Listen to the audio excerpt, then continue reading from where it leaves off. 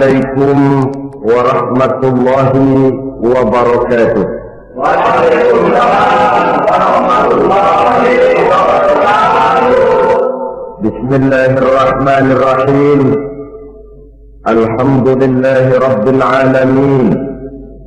Wassalatu wassalamu ala asyrafil anbiya'i wal mursalin, imamil muttaqin, sayyidil ghurril muhajjalin, wa ala alihi wa sahbihi ajma'in, amma ba'du. Saudara-saudara kaum muslimin rahimakumullah, pada pertemuan terdahulu sudah kita bicarakan tentang memperbaiki akhlak, baik akhlak kepada Allah Subhanahu wa ta'ala, akhlak kepada sesama manusia, maupun akhlak kepada makhluk Allah lainnya di luar manusia. Kemudian secara umum Al-Imam Al-Ghazali rahimahullah membagi akhlak dalam dua bagian besar. Pertama, apa yang oleh beliau dinamakan al-akhlaqul mahmudah, yaitu akhlak yang terpuji. Seseorang yang kepada Allah ia bertauhid, dalam pergaulannya dengan sesama manusia ia mempunyai sifat-sifat yang terpuji seperti rendah hati, sabar, jujur, ikhlas dan lain sebagainya. Kemudian dalam sikapnya kepada makhluk Allah di luar manusia ia dapat mengembangkan nilai-nilai ihsan sesuai dengan tuntunan imannya. Ini seluruhnya dinamakan al-akhlaqul mahmudah atau akhlak yang terpuji. Kemudian yang kedua oleh beliau dinamakan al-akhlaqul mazmumah, yaitu akhlak yang tercela. Seseorang yang di dalam sikapnya kepada Allah mempunyai sifat-sifat kufur, baik dalam bentuk kemusyrikan, kemunafikan, atau hal-hal yang bisa menyebabkan ia menjadi murtad. Lalu dalam pergaulannya dengan sesama manusia, ia mempunyai sikap yang tidak terpuji, sombong, riya, ujub, dusta, khianat, suka menggunjing dan memfitnah dan lain sebagainya. Sedangkan sikapnya kepada makhluk Allah di luar manusia, ia senantiasa menimbulkan kerusuhan. Itu seluruhnya dinamakan dengan al-akhlaqul mazmumah atau akhlak yang tercela. Untuk memperoleh akhlak yang baik, yang dalam bahasa populernya dinamakan al-akhlaqul karimah, para ulama sufi memberikan tuntunan. Pertama, melalui jalan yang disebut tahalli. Yang kedua, tahalli, dan hasilnya nanti akan membuahkan tajalli. Tahalli artinya mengosongkan diri dari segala macam sifat yang tercela. Sombongnya dibuang, riyanya dihilangkan, suka fitnahnya musnah, dustanya berhilang. Itu semuanya dinamakan tahalli, mengosongkan diri dari seluruh sifat-sifat yang tercela. Apabila ini sudah berhasil dilaksanakan oleh seseorang, ia naik kepada tingkat yang selanjutnya dinamakan tahalli. Tahalli artinya menghiasi diri dengan seluruh sifat-sifat yang terpuji. Bila sombongnya hilang, berganti dengan tawadhu. Bila dustanya hilang, berganti dengan jujur. Bila khianatnya hilang, dihiasi hatinya dengan amanah, dan begitu selanjutnya. Hasil daripada tahalli, menghiasi diri dengan segala sifat-sifat yang terpuji, akan mengantarkan orang untuk sampai kepada tajalli, bisa menyaksikan kebesaran Allah Subhanahu wa ta'ala. Maka pada pertemuan kali ini kita akan mulai dengan yang pertama, tahalli, mengosongkan diri dari seluruh sifat-sifat yang tercela, menjauhkan diri dari semua akhlak-akhlak yang tidak baik. Dan pertemuan ini akan kita mulai dengan membicarakan dusta dan akibatnya.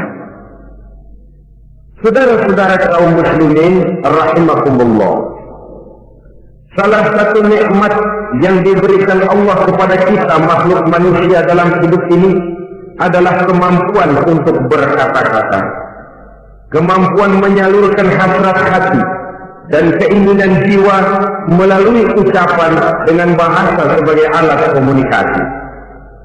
Sehingga orang lalu berkata bahwa al-insan adalah hayawanun nasib. Manusia sebenarnya adalah binatang juga, cuma saja manusia binatang yang pandai berbicara. Oleh karenanya ini merupakan satu nikmat yang sangat besar yang perlu kita syukuri. Lidah bisa menempatkan seseorang pada posisi yang tinggi, lidah juga bisa menempatkan orang pada posisi yang paling rendah. Karena lidahnya orang dipuji, karena lidahnya orang dicaci maki dan dicela. Pendeknya seperti kata pepatah, al-lisan saghirul jirmi azimul jurmi. Lidah itu walaupun kecil bentuknya tetapi besar akibatnya. Hampir sebagian besar dari kesulitan-kesulitan yang menimpa manusia pada mulanya disebabkan oleh lidahnya. Sehingga pepatah mengatakan salamatul insan fi hifdzil lisan. Manusia akan selamat apabila dia pandai menjaga lidahnya. Seperti orang kita bilang, lidah tidak bertulang. Artinya bicara kadang-kadang demikian enak, bicara kadang-kadang demikian nikmat, tidak terasa akan membawa akibat yang tidak pernah kita perhitungkan sebelumnya. Oleh karenanya, salah satu yang menyebabkan manusia bisa turun nilai kemanusiaannya apabila dia telah mempergunakan lidahnya untuk suatu yang lazimnya kita namakan dusta. Apa sebenarnya dusta itu? Dikatakan al-kadzib huwa adamu mutabaqatil khabar lil waqi'. Dusta ialah tidak adanya persesuaian antara berita dengan kenyataan. Itu yang dinamakan dusta. Berita tidak sesuai dengan kenyataannya. Nah, bentuknya bisa mengada-ada, bisa menambah-nambah, ataupun mengurang-urang. Itu bentuk-bentuk daripada tidak sesuainya berita dengan kenyataan. Mengada-ada, yang tidak ada diada-adakan, itu jelas merupakan dusta. Kemudian menambah-nambah, beritanya sebenarnya cuma 1 meter, tapi disampaikan orang kepada kita 5 meter, yang 4 meter tambahan. Disitulah kemungkinan terjadinya penyusupan-penyusupan berupa dusta adanya. Ataupun mengurang-urang. Beritanya sebenarnya 8 meter, sampai ke kita cuma 2 meter, yang 6 meter berita itu dikorup. Itu juga sudah bagian tersendiri daripada yang dinamakan dusta. Oleh karenanya kita harus berusaha. Pertama dari sifat mengada-ada. Yang tidak ada diada-adakan, itu jelas dusta. Dan ini pekerjaan paling enak memang.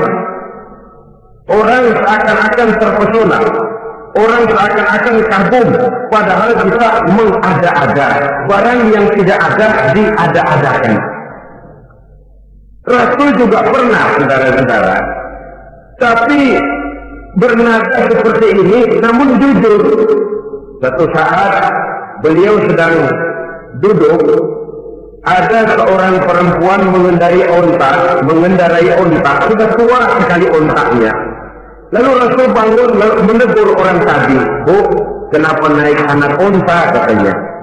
Perempuan ini bilang, "Ya Rasul, yang saya kendarai ini bukan anak onta, tapi biang onta."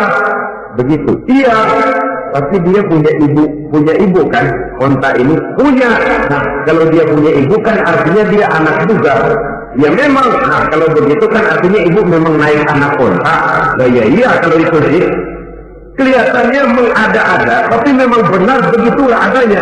Gurau untuk menghidupkan suasana, tapi tidak terlalu berlebih-lebihan. Yang kedua jenis daripada dusta itu menambah-nambah. Ini juga paling enak. Orang sering bilang, kalau kita ngirim duit, jangan harap kurang, jangan harap tambah. Tapi kalau kita ngirim berita, jangan harap kurang. Duit kita kirim kepada orang, jangan harap tambah. kurang jangan harap kurang, atau jangan harap tambah, kurang bisa. Tapi kalau berita kita kirim kepada seseorang, jangan harap kurang itu berita, nambah bisa. Atau kemudian mengurang-urang, ini juga termasuk jenis daripada dusta. Baik mengada-ada atau menambah-nambah, kemudian mengurang-urangi, seluruhnya merupakan pekerjaan yang paling enak. Kita anggap sesuatu yang biasa, padahal akibatnya nanti akan menjadi luar biasa. Saudara-saudara kaum muslimin rahimakumullah, apa bahaya dusta dalam kehidupan manusia? Pertama, bagi dirinya sendiri. Orang yang berdusta sebenarnya sudah membahayakan dirinya sendiri. Apa bahayanya? Pertama, ia akan dikucilkan dari pergaulan. Sekali dia berdusta, orang mungkin masih percaya. 2 kali dia berdusta, orang mungkin masih bisa mentolerir.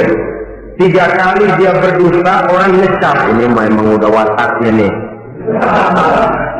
Hobi dah kalau begini.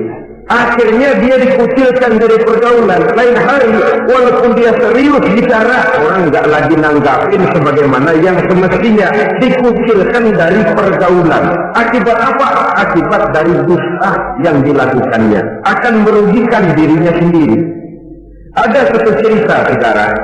Seorang pengembala kambing sedang mengembalakan kambing di tanah lapang. Satu hari iseng dia sendirian. Ini orang kampung pengen tahu dibohongin. Teriak dia, "Oh, ada serigala, ada serigala." Mendengar teriakan ini, karuan satu kampung orang nyaris keluar semua. Yang bawa pentungan, yang bawa golok, yang bawa pisau. Mana serigalanya, mana? Ini pengembala tadi nyengir. Kagak ada. Oh, bohongin lo. Sudah, pulanglah orang kampung ini. Sekali, besoknya begitu lagi. Keluar lagi orang kampung, ternyata juga tidak ada serigala. Pada hari yang ketiga, serigalanya benar-benar datang. Si pengembala tadi pucat, lalu teriak-teriak, "Tolong, ada serigala datang." Nah, orang kampung udah nandain. 2 kali kita dibohongin, ini paling dia bohong lagi. Satu pun tidak ada orang kampung yang keluar untuk menolong. Akhirnya kambingnya habis dimakan oleh serigala. Yang rugi dirinya sendiri. 1 kali dia bohong, orang percaya mungkin. 2 kali dia bohong, orang masih tolerir. 3 kali dia bohong, orang nandain. Terkucil dari pergaulan akibat daripada perbuatan dusta. Oleh karenanya, saya yakin tidak seorang pun di antara kita yang suka berteman dengan seorang pendusta. Karena apa? Seorang pendusta tidak akan segan-segan menjual temannya sendiri, mengkambing hitamkan temannya sendiri. Artinya juga merusak pergaulan di dalam kehidupan ini. Penyakit yang bahaya yang kedua bagi diri orang yang berdusta itu sendiri, sifat dusta menyuburkan watak munafik. Nabi bersabda, "Ayatul munafiqi salatun." Tanda-tanda orang munafik itu ada 3. Tandanya, biasanya kalau tandanya ada, ya munafiknya insya Allah ada. Apa tanda orang munafik itu? Pertama, iza haddatsa kadzdzaba. Apabila berbicara selalu bohong. Belum pernah kalau bicara tidak bohong. Bohong itu sudah jadi lalapnya. Artinya enggak lumrah ngomong kalau enggak dicampuri bohong. Seperti kurang enak makan kalau tidak pakai lalap. Ada saja bohong yang dibuat-buatnya. Ini ciri atau tanda daripada orang-orang munafik. Apabila berbicara selalu berdusta. 1. Yang kedua, wa iza wa'ada akhlafa. Apabila berjanji dia selalu ingkar. Selalu ingkar tanpa uzur yang dibenarkan oleh syar'i, itu termasuk ciri daripada orang-orang munafik.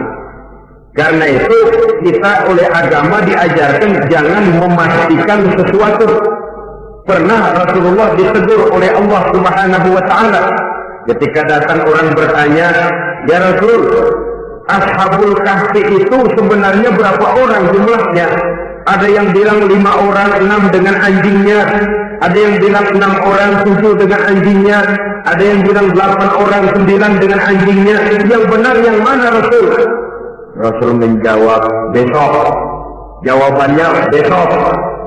Kenapa Rasul berani mengatakan jawabannya besok?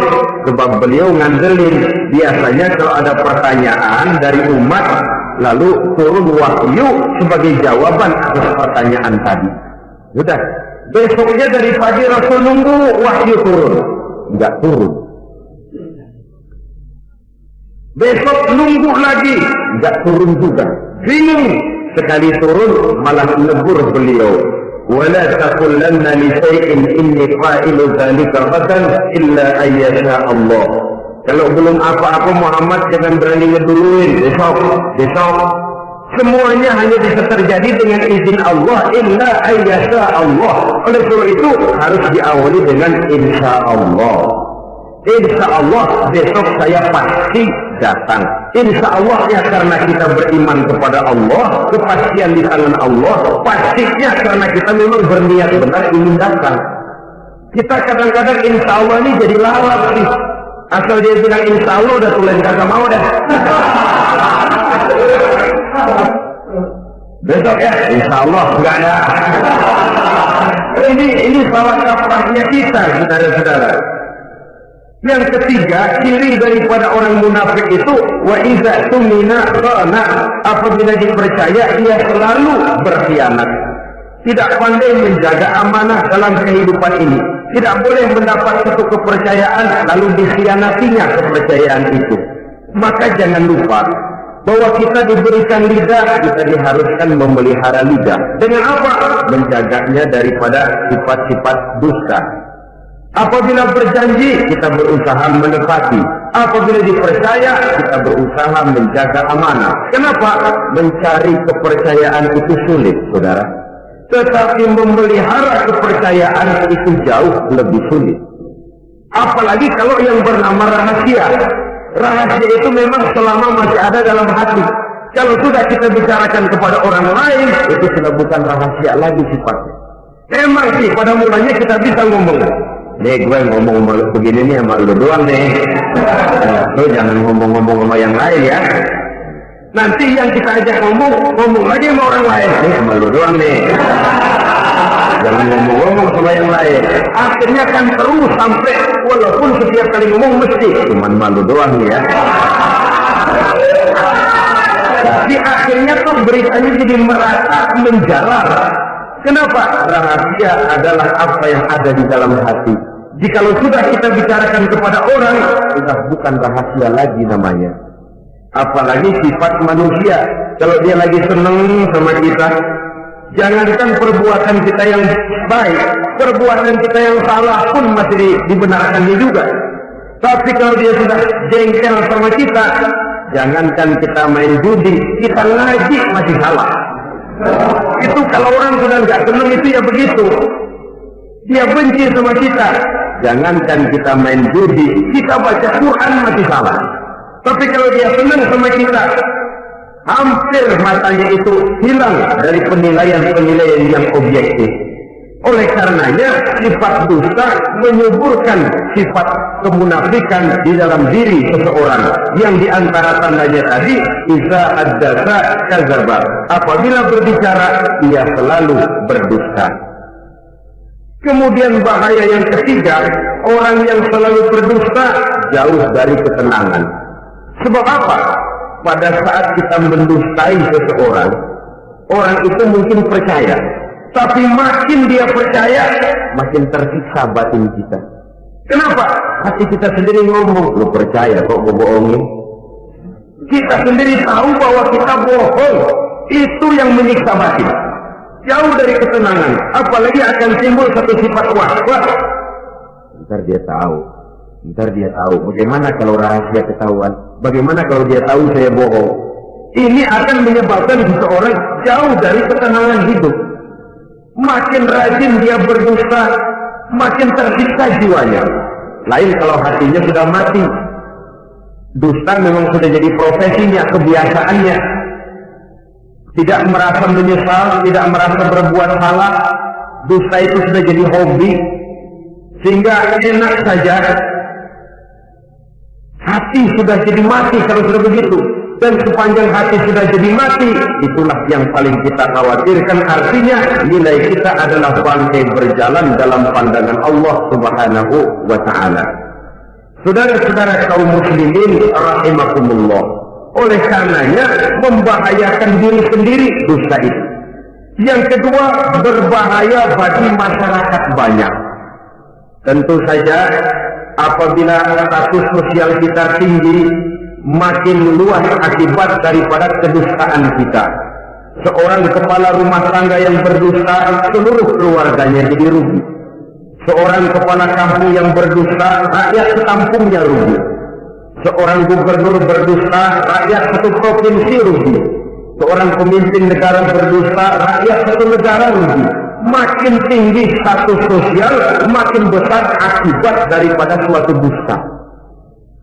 Oleh karenanya menimbulkan keresahan di tengah masyarakat. Masyarakat itu apa? Dimulai dari masyarakat yang paling kecil, rumah tangga. Kalau satu rumah tangga sudah diwarnai oleh sesuatu yang bernama dusta, maka ketenangan, ketentraman, kebahagiaan rasanya akan sulit terwujud di dalam rumah tangga itu sendiri. Seorang istri apabila sudah pandai mendustakan suaminya, maka itu sudah berarti memulai keresakan dalam kehidupan rumah tangga, menimbulkan benih-benih ketidakpercayaan. Apabila seorang suami sudah mulai mempunyai titik ketidakpercayaan kepada istrinya lagi, itu sudah menandakan retaknya basis kehidupan rumah tangga. Istri yang mendustakan suaminya, umpamanya diberikan nafkah, lalu mestinya sebenarnya sudah diperhitungkan cukup, uang masih ada, dikatakannya habis, dan lain sebagainya. Akibatnya nanti si suami mikir-mikir, kan menurut perhitungan duit masih cukup, kenapa sudah habis? Nah, oleh karena istrinya tidak jujur, suaminya juga mulai berusaha tidak jujur lagi. Mendapat penghasilan besar, mengaku sedikit. Kalau sudah begitu, saling dusta mendustai pun sudah dimulai. Nanti akan terus meresap kepada kehidupan daripada anak-anak sebagai anggota di dalam rumah tangga kita. Saudara-saudara, oleh karenanya rumah tangga bisa saja berantakan, menjadi kacau, baik karena dusta istri, dusta suami, dusta anak, atau dusta orang lain menyulut dan mengganggu rumah tangga kita. Suaminya lagi enak-enak duduk di depan rumah, datang laporan, kamu kok tenang saja di rumah? Memangnya kenapa? Istrimu, waduh, ya memang kenapa istri? Waduh, itu tadi naik bajai berdua sama orang laki. Ya memang supir bajai, masa dia sendiri. Tapi kalau berita ini digunting, dikat sampai di situ, kan nanti ini sudah menimbulkan suami mendengar istrinya naik bajai berdua dengan orang laki, tentu marah. Pulang istrinya sudah payah-payah dari pasar, dicaci maki dan lain sebagainya. Apa ini? Akibat dari omongan, dari lidah yang memang kecil dan tidak bertulang itu, tapi sungguh sangat besar akibatnya. Kemudian juga pergaulan. Berapa banyak saudara jauh dari saudaranya, teman berpisah dengan temannya, tetangga marah dengan tetangganya akibat daripada perbuatan lidah, daripada ucapan lidah ini, akibat daripada yang bernama dusta ini. Oleh karenanya, saudara-saudara, dusta pun merusak pergaulan. Kemudian usaha. Satu kali kita berdusta, mungkin usaha mendatangkan untung. 2 kali kita berdusta, masih bisa mendatangkan untung. 3 kali kita berdusta, orang akhirnya akan mengadakan perbandingan. Ini kadang-kadang dalam usaha, dalam dagang, dusta juga bisa jadi lalang. Orang nawar dagangan kita, berapa harganya bang? 500. 300 dia, tadi ada yang nawar 400 saya nggak jual. Padahal kagak ada yang nawar. Dia buat sedemikian rupa. Atau kadang-kadang tidak segan-segan memakai sumpah untuk membela kebohongannya, ya, walaupun sebenarnya bukan sumpah, karena sumpah itu harus dengan lafzul jalalah, wallahi atau billahi atau demi Allah. Kadang-kadang dengan kata-kata yang kasar, modalnya cuma 500, tapi ketika ditawar orang, yang bener aja nawar bu, padahal ini saya beli modalnya aja 700 ribu biar mampu sih. Dia beli cuma 500, ngaku modalnya 700 pakai biar mampus lagi.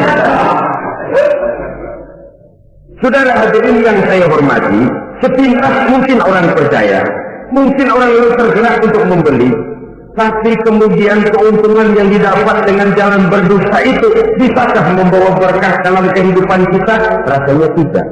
Dan kalau sudah tidak membawa berkah, maka itu keuntungan itu tidak lagi akan mendatangkan ketenangan di dalam kehidupan. Oleh karenanya menjaga lidah ini memang berat, sehingga dalam satu hadis lain Nabi bersabda, al-jannatu mustaqatun ila arba'ati nafar. Surga rindu, surga kangen kepada 4 macam manusia. Ini model. Biasanya manusia yang kepengen benar masuk surga, ini malah surganya yang rindu, kangen benar kepengen dimasuki oleh 4 macam manusia. Siapa mereka? Pertama, taliyil Quran. Orang yang gemar hobi membaca Al-Quranul Karim. Orang yang gemar membaca Al-Quran dirindukan oleh surga. Apa membaca sekedar membaca? Ya, membaca Quran dan beribadah dari sebab membaca itu mengerti atau tidak mengerti artinya. Tapi jangan lupa, membaca adalah alat agar kita mengerti.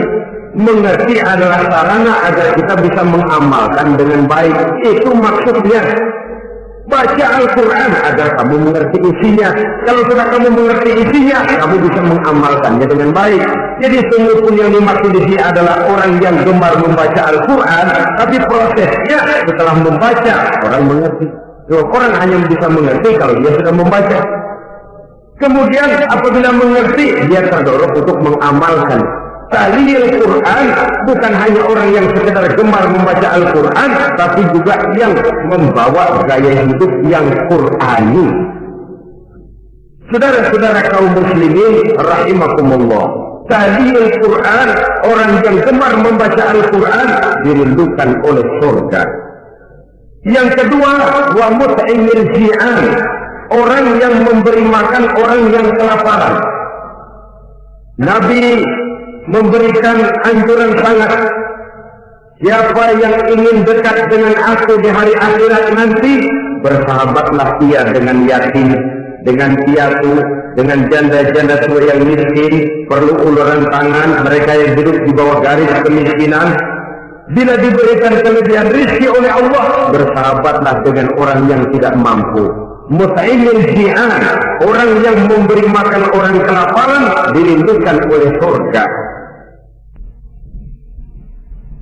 Saudara-saudara kaum muslimin rahimakumullah, demikian besar perhatian Islam terhadap kepekaan sosial, terhadap kesetiakawanan sosial ini, sampai dalam ayat Al-Quran dijelaskan oleh Allah Subhanahu wa ta'ala, ara'aita allazi yukadzibu bid-din fadzalika allazi yad'u al-yatim wa la yahuddu 'ala ta'amil miskin.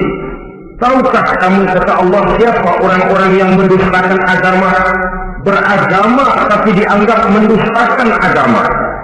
Kalau sudah dianggap mendustakan agama, artinya imannya dusta, dia sholatnya dusta, dia puasanya dusta. Siapa mereka itu? Fadzalika allazi yad'ul yatim. Mereka orang-orang yang meninggalkan, menyia-nyiakan anak-anak yatim, wala yahuddu ala ta'amil miskin, dan tidak memerintahkan untuk memberi makan kepada orang-orang miskin. kepada yatim, kejam, sadis, tidak punya kemanusiaan sama sekali. Maka mungkin kita yang rajin sholat, mungkin kita yang sudah 4-5 kali berhaji, bisa saja terhalang masuk surga. Karena di sebelah rumah kita ada anak yatim piatu, merintih kelaparan, menggigil kedinginan. Kita tahu, kita mampu, dan kita diam saja tidak mau memberikan pertolongan. Itu yang mungkin bisa menghalangi kita untuk sampai ke surga. Oleh karenanya, salah satu jenis manusia yang dirindukan oleh surga, mut'imil ji'an, orang yang memberi makan orang yang kelaparan. Yang ketiga, orang yang dirindukan oleh surga, wasa'imina fi Ramadan, orang yang melaksanakan ibadah puasa di bulan suci Ramadan. Dan yang keempat, ini yang ada kaitannya dengan masalah kita, wa hafizul lisan. Salah satu manusia yang dirindukan oleh surga ialah orang yang pandai menjaga lidahnya. Artinya dia bisa menempatkan diri, kapan waktunya bicara, kapan waktunya diam. Orang bilang memang kalau bicara itu perak, diam itu emas. Maksudnya diam lebih berharga daripada bicara. Tapi orang memang harus pandai menempatkan diri. Artinya tahu kapan waktunya bicara, kapan mestinya diam. Kalau waktu diam dia bicara, namanya dia tidak tahu diri.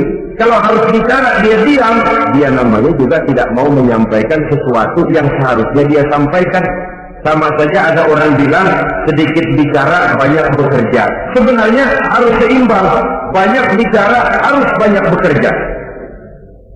Biasanya kalau sedikit bicara banyak bekerja itu dua kemungkinan. Kalau nggak main catur, maling. Yang namanya maling bicaranya sedikit, paling buka jendela lalu berbisik sama temennya, udah tidur. Ngomongnya segitu, selebihnya dia kerja serapi-rapinya.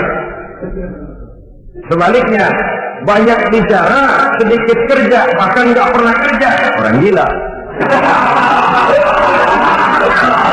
Coba dia lihat orang gila, ngomong melulu,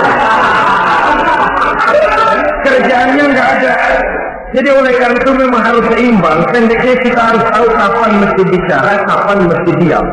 Kalau menghadapi kebatilan kita diam, kata Nabi, as-sakitu 'alal batil syaitanun asghar. Orang yang diam menghadapi kebatilan, setan ganggu. Masya Allah, saudara-saudara. Ada munkarat, ada maksiat, ada kebatilan, ada kezaliman. Dia diam, tidak mau menyampaikan yang benar, itu setan ganggu. Sehingga dikatakan ulil haqqa walau kana murran, sampaikan, katakan yang benar walaupun pahit. Dan memang menyampaikan kebenaran bukan main pahitnya,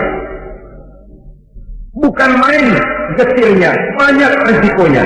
Tapi ini sesuatu yang harus kita sampaikan. Sebab kata Nabi tadi, orang yang diam menghadapi satu kebatilan sama saja dengan setan ganggu. Orang yang pandai menjaga lidahnya dirindukan oleh surga. Dan ini walaupun kelihatannya pekerjaan ringan, kecil, berat, saudara-saudara. Bahkan diceritakan Nabi Ibrahim itu pernah nangis di hadapan Allah Subhanahu wa Ta'ala. Ketika ditegur, ditanya, kenapa kamu menangis Ibrahim? Saya ini seumur hidup pernah 3 kali berdusta, ya Allah. Bagaimana saya tidak bingung mempertanggungjawabkan ini di hadapanmu? Nabi Ibrahim seumur hidup 3 kali bohong, bingung, nangis. Kita sehari 16 kali bohong, nyengir aja. Nggak ada bingungnya, emang hobi. Kalau nggak bohong, puyeng palanya. Tiap hari selalu mencari sasaran. Siapa lagi gue bohong ini? Saudara-saudara kaum muslimin rahimakumullah, kelihatannya pekerjaan ini kecil, ringan, tapi sungguh berat. Mengerem lidah, menjaga lidah daripada perbuatan ucapan-ucapan yang tidak mengandung manfaat, apatah lagi sampai bersifat dusta dan membahayakan orang lain. Oleh karenanya dusta ini, kalau dalam agama, berdusta dalam agama biasanya munafik. Mulutnya beragama, tapi hatinya kafir. Jelas itu munafik. Itu dusta juga, dusta yang membawa kita kepada dosa kelas asap. Ya kalau kita mendustai teman, memang dosa. Dosa yang nilainya tidak sebesar kalau kita mendustai agama. Tapi sungguh pun demikian, dosa kecil-kecil juga kalau ditumpuk banyak juga. Padahal kata Imam Ghazali, hati itu seperti kaca. Dosa itu debu yang nempel di kaca. Kalau debu-debu itu terus tumpuk, kita malas ngelapnya, malas ngebersihinnya. Jadi satu berkarat di kaca, susah banget ngebersihinnya. Coba kaca kalau udah karatan, pakai silet kita gosok, setengah mati. Begitu juga perbuatan dosa. Kalau kita senang dusta, jadinya dosa kecil, bohong lagi, numpuk berkarat di hati itu dosa. Nah hati itu kalau sudah dilingkungi oleh karat, nur, cahaya kebenaran itu sulit untuk masuk. Karena dia sering berdusta, orang lain dianggap sama juga sama dirinya. Ini yang celaka. Oleh karenanya timbul sifat menyamakan orang lain dengan keadaannya sendiri. Dikala itu hati yang sudah penuh dengan noda-noda dosa itu sudah berkarat sehingga sulit untuk dibersihkan lagi. Itu sebabnya Nabi berpesan, ittaqillaha haitsu ma kunta wa atbi'is sayyi'atal hasanata tamhuha wa khaliqin nasa bi khuluqin hasanin. Bertakwalah kamu kepada Allah dimanapun saja kamu berada. Bertakwa dimanapun saja kamu berada. Di pasar takwa kita, di kantor takwa kita, di masjid takwa kita, di rumah tangga bertakwa kepada Allah dimanapun saja kamu berada. Kita sih kadang-kadang takwa juga, cuman musyinan. Takwa kita pakai tempat. Kalau lagi duduk di masjid, dengerin pengajian, dengar kiai pidato, manggu takwa, bener. Aduh, keluar dari masjid, leler aja lagi.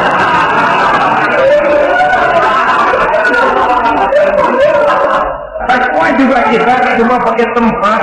Nabi pesan dimanapun kamu berada, ittaqillah haitsu ma kunta. Bertakwalah kepada Allah dimanapun saja kamu berada. Wa atbi'is sayyi'atal hasanah tamhuha. Ikuti perbuatan salahmu dengan kebaikan, niscaya kebaikanmu akan menghapus kesalahan yang kamu kerjakan. Kalau sadar kita, ya Allah tadi berdusta, astagfirullah, perbanyak istighfar. Ikuti. Jadi begitu tuh kaca kena debu, lap. Kena debu lagi, dilap lagi. Kena debu, dilap lagi. Insya Allah tidak sampai berkarat.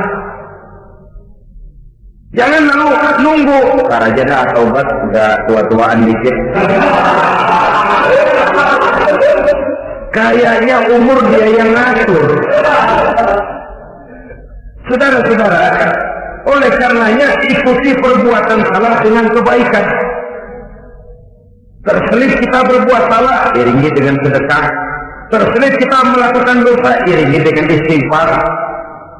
Melihat sesuatu yang haram, astagfirullahaladzim. Lalu dipalingkan, jangan mulut astagfirullah, mata melotot.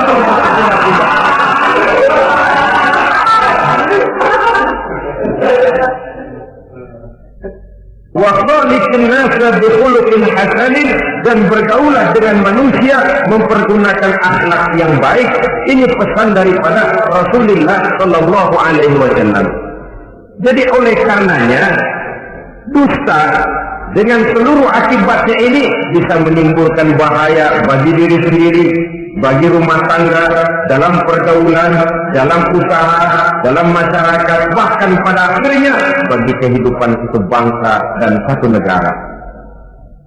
Lidah yang kecil tapi besar akibatnya bisa menyengsarakan manusia atau menempatkan manusia dalam satu posisi yang tinggi. Kalau kita adakan satu perbandingan, Nabi Ibrahim seumur hidup 3 kali saja berdusta, nangis di hadapan Allah. Kita yang hampir tidak ada hari, ya, kalau orang sekarang bilang tiada hari tanpa olahraga. Rasanya kita kalau mau jujur bisa juga bilang tiada hari tanpa bohong. Pernahkah kita menangis menyesali dusta yang sudah kita lakukan? Berapa banyak orang yang sudah kita janjikan kita gantung dengan janji itu. Padahal dia punya hajat yang demikian sangat bergantung kepada kita. Tapi lidah ini enak saja. Gampang dah. Tar. Oh. Gampang dah itu dah. Beres kan beres. Tidak ada yang nggak beres. Semuanya kalau lidah kita beres, gampang, ntar besok enak, endah aja.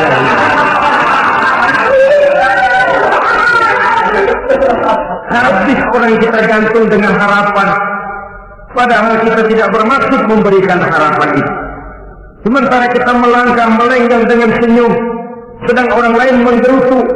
Saudara-saudara kaum muslimin rahimakumullah, ini pada gilirannya akan kembali penyakitnya kepada diri kita juga, menyuburkan watak munafik, mengucilkan kita dalam pergaulan dan menjauhkan kita daripada ketenangan hidup. Karenanya dusta memang berbahaya. Dalam perjuangan, dusta akan menimbulkan watak pengkhianatan. Dusta juga bisa menyebabkan munculnya musuh-musuh dalam selimut yang pura-pura berteriak membantu perjuangan tapi di belakang mencari titik kelemahan kita. Oleh karenanya, mencari teman yang bisa diajak tertawa itu gampang. Mencari teman yang mau diajak menangis itu sulit. Mencari teman yang mau diajak nyanyi banyak. Tapi mencari teman yang mau diajak berkeluh kesah itu yang langka. Oleh karenanya, di dalam kehidupan ini, untuk menjaga lingkungan pergaulan, mari kita berusaha untuk menjaga lidah dengan sebaik-baiknya. Nah, apa semua bohong tidak boleh? Ada bohong yang ditolerir. Di antaranya, kata Nabi, salasun laisa minal kazzab. Ada 3 macam bohong yang tidak dianggap bohong. Bohong tapi tidak dianggap bohong. Dusta tapi tidak berdosa. Kalau memang harus bohong, carilah bohong yang tidak dosa. Bahkan insya Allah ada pahalanya kalau kita ikhlas. Apa itu? Pertama, hadisul rajulu limar'atihi atau hadisul mar'atu li zawjiha. Bohongnya seorang suami untuk menyenangkan hati istrinya. Gak apa-apa. Untuk menyenangkan hati istrinya. Misalnya, suami pulang dari kantor perutnya lapar, begitu makan nyobain sayur asinnya luar negeri. Baru dicobain sedikit suaminya udah celam-celam, melotot matanya. Istrinya negor, bang sayur keasinan ya?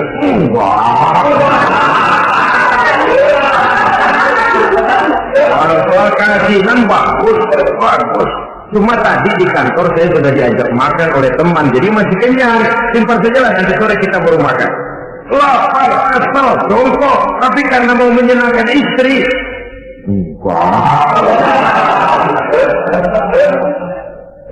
Atau sama saja dustanya seorang istri untuk menyenangkan hati suaminya. Bisa saja itu terjadi. Suaminya beli sendal buat istri, mahal, padahal murah kena mahal, warnanya gak enak dilihat, potongannya norak. Suami istri tahu kalau itu sendal murah.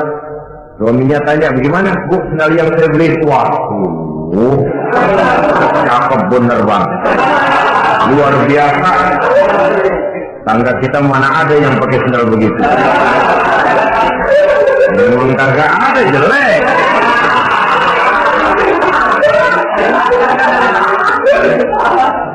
Tapi kalau waktu itu istrinya jujur, malah akan bisa menimbulkan keretakan. Bohong seperti ini termasuk bohong yang bisa ditolerir untuk menyenangkan hati istrinya atau untuk menyenangkan hati suaminya. Tapi lalu jangan dieksploitir. Jangan dieksploitir dalam arti untuk menutupi kedustaan, untuk menutupi perbuatan salahnya lalu berdusta. Menutupi perbuatan salahnya itu yang tidak boleh. Sebab bagaimanapun ditutupi perbuatan salah, toh akhirnya akan naik juga ke permukaan. Yang kedua, al-kadzib li islahi dzatil bain. Dusta untuk mendamaikan dua orang yang sedang berselisih. Itu boleh. Malah Raja Iblis, kalau ada dua orang yang sedang berselisih, marahan kita jadi tukang suruh, tukang ngipasin. Datang ke sana ngipasin, datang kemari ngipasin. Tidak mendamaikan. A marah sama B. Datang kita sama A katanya kamu marahan sama B. Ya itu B kurang aja. Enggak begitu. Saya kemarin ketemu di si B, dia bilang kangen sama sampean, pengen ngobrol sama-sama. Padahal B nggak pernah ngomong apa-apa. Dia bohong, dia olah sedemikian rupa supaya orang yang berselisih jadi damai. Itu bohong yang berpahala malah. Yang ketiga, bohong untuk menyelamatkan jiwa seseorang. Itu boleh. Ada orang mau membunuh, PKI nyari Ustaz. Nah, kamu tahu rumahnya Ustaz Ano, kamu tahu? Tahu Pak, gimana? Bapak mau apa? Mau saya bunuh dia, kurang ajar. Oh, orangnya nggak ada Pak, mana? Nggak tahu, keluar negeri, keluarnya lagi kali dah. Tahu. Padahal orangnya ada di dalam, tapi dia berdusta untuk menyelamatkan jiwa orang yang sedang terancam. Itu malah boleh, bukan saja boleh, berpahala, malah berdosa kalau waktu itu dia jujur.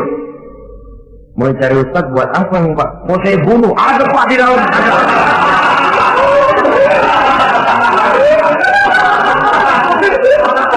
Sentimen, kalau perlu saya bantuin Pak ada.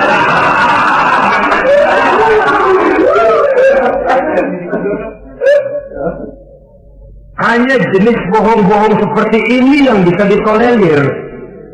Itu akibat di dunia, saudara. Kita sudah bisa terkucil dari pergaulan, retak rumah tangga, usaha mengalami kebuntuan, masyarakat mengalami keresahan akibat dusta. Di akhirat nanti, na'udzubillah, summa na'udzubillah. Kita baca dalam riwayat Mi'raj, Rasul melihat orang yang lidahnya menyengker ke tanah, digunting, putus, bersambung lagi, digunting lagi, putus lagi, bersambung lagi. Kadang dituangi dengan coran api neraka. Na'udzubillah, coran neraka. Kita nginjak puntung aja lompat. Ini mulutnya dituangi dengan coran dari neraka. Innalillahi wa inna ilaihi raji'un. Ya, tapi kalau dituangi coran begitu dari neraka kan terus mati sekaligus. Ya, kalau terus mati lumayan. Neraka itu kata Quran, kullama nadijat juluduhum badalnahum juludan ghairaha liyazuqul azab. Tiap kali hancur kulitnya, kami buatkan kulit yang baru.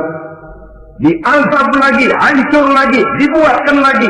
Untuk apa begitu? Liyazuqul azab, biar dia rasain. Kalau sekali kemplang mati mah enak. Pokoknya diazab di neraka, digedrot, mati, selesai. Lumayan. Ini nggak ada matinya. Penyet, bangun lagi, kemplang lagi, persis dalam cemen.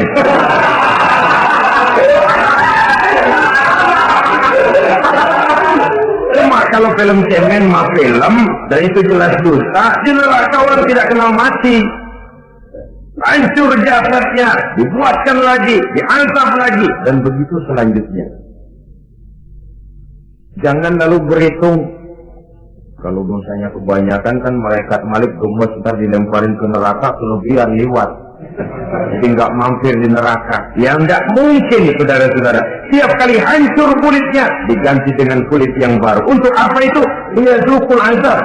Biar dia rasakan benar azab itu. Allahu Akbar. Sudah di dunia dia mendapat akibat yang sedemikian rupa dan punya akibat buat yang lain. Di akhirat nanti dia akan menanggung azab. Apalagi kalau dustanya sampai membuka aib saudaranya sendiri. dusta untuk menelanjangi orang lain.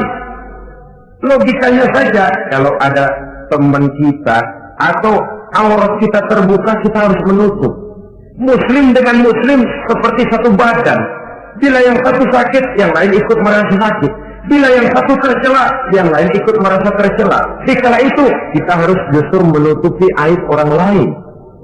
Malahan Nabi mengatakan, siapa yang menutupi aib saudaranya di dunia ini, saudaranya muslim, Allah akan menutupi aibnya di akhirat nanti. Kita kadang-kadang bukan nutupin sih, malah ngorek-ngorek. Kadang-kadang nggak tahu aja belah nggak tahu. Ya, gue dengar anak,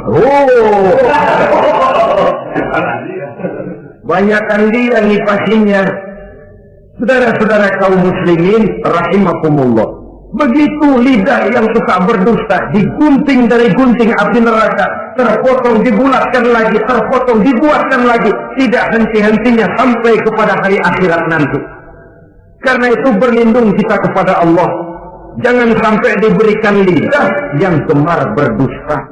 Tapi lidah yang gemar mengatakan yang benar walaupun terasa pahit. Mengucapkan kebenaran itu besar resikonya, panjang jalannya, banyak akibatnya. Mencegah kemungkaran besar resikonya, tapi itu harus kita lakukan. Setidaknya mencegah kemungkaran. Rasulullah sallallahu alaihi wasallam dalam satu hadis menyatakan, iyyakum wal kadziba fa innal kadziba yahdi ilal fujuri wal fujuru yahdi ilal nar. Hati-hatilah kamu daripada sifat dusta, sebab sesungguhnya dusta membawa kepada perbuatan durjana, dan perbuatan durjana menggiring orang kepada neraka. Mula-mula memang ucapan, dari ucapan orang melangkah kepada perbuatan, dan perbuatan itulah yang akan jadi penilaian Allah. Jikalau baik, dia akan menyebabkan kita ke surga. Jikalau tidak baik, perbuatan kita jugalah yang akan menjerumuskan kita ke dalam neraka. Dimulai dari suka berdusta. Akibat lidahnya gemar berdusta, perbuatannya pun merupakan perbuatan dusta. Suka pura-pura, mental munafik. Artinya hilang sifat kejujuran dalam dirinya. Apabila ini sudah melembaga dalam kehidupan seseorang, sulit dia melepaskan diri dari cengkraman dusta itu sendiri. Untuk jangka pendek di dunia ini maupun jangka panjang di akhirat nanti, dusta hanya akan membawa malapetaka bagi diri yang bersangkutan dan juga bagi orang lain. Benar kalau tadi pepatah mengatakan salamatul insan fi hifdzil lisan. Bahkan ada yang bilang kalau lidah lukai hati, kalau pedang lukai tubuh masihkan ada harapan sembuh. Kalau lidah lukai hati, kemana obat hendak dicari? Kita tampar orang dengan tangan 2-3 hari, 2-3 jam bahkan sudah hilang bekas tamparan itu. Tapi kita tampar orang dengan lidah, dengan ucapan, seumur hidup dia akan tetap ingat. Kita bohongi orang, kapan ketemu dia ingat nih, dia nih yang kerjanya bohongin melulu. Gimana sih ada bohongnya? Kalau sudah dicap sebagai pendusta, kita memang nggak tahu, tapi tiap kita jalan orang iringi perjalanan kita. Pembohong. Saudara, masyarakat ini punya hukum yang tidak tertulis, tapi lebih kuat dan lebih kejam daripada hukum yang tertulis. Sehingga lalu orang mengatakan, sekali arang tercoreng di dahi, seumur hidup orang tak percaya. Ini artinya hukum masyarakat itu lebih kejam daripada hukum yang tertulis. Sekali kita dicap sebagai pendusta, lain kali kita mau benar-benar banget juga. Aku benar-benar banget ini, sumpah dah. Allah, sumpah lo udah lalap dah, udah laku. Ya Allah, kita sumpah pun orang nggak percaya. Ya kalau di Natal kita pegang ekornya, barangkali. Tapi kalau orang jelas omongannya yang kita pegang. Nah kalau omongannya sudah nggak bisa dipegang, apanya lagi yang kita harapkan? Oleh karenanya, saudara-saudara, lidah yang kecil bentuknya tapi besar akibatnya ini harus diisi dengan nilai-nilai iman. Lidah yang sudah dimasuki nilai iman akan berat untuk berdusta, berat untuk memfitnah, berat untuk menggunjing, ringan untuk mengucapkan yang baik, ringan untuk zikrullah, ringan untuk baca Quran, ringan untuk musyawarah terhadap hal-hal yang baik. Lidah yang ada imannya, aduh berat saja kalau sudah memfitnah orang, berat kalau harus menggunjing orang. Tapi lidah yang belum ada imannya, nyelonong saja, licin kalau diajak fitnah, licin kalau diajak ngata-ngatain orang, licin kalau diajak mengadu domba orang lain. Dan ini akan berakibat nantinya timbulnya keretakan, keresahan sejak dari pribadi, rumah tangga, masyarakat luas. Akibat apa? Dusta. Dari sekian dusta yang paling kita khawatirkan adalah kalau kita sampai dicap oleh Allah sebagai pendusta agama. Beragama tapi dianggap pendusta. Agama sekedar lipstik, agama sekedar dekorasi, agama sekedar penghias kartu tanda penduduk, tapi hidup jauh dari tuntunan nilai-nilai agama. Pendusta-pendusta agama semacam ini pada gilirannya akan terkena penyakit yang disebut munafik. Iman lidahnya tapi kufur hatinya, Islam ucapannya tapi kufur perbuatannya. Nah, ini resikonya sangat besar.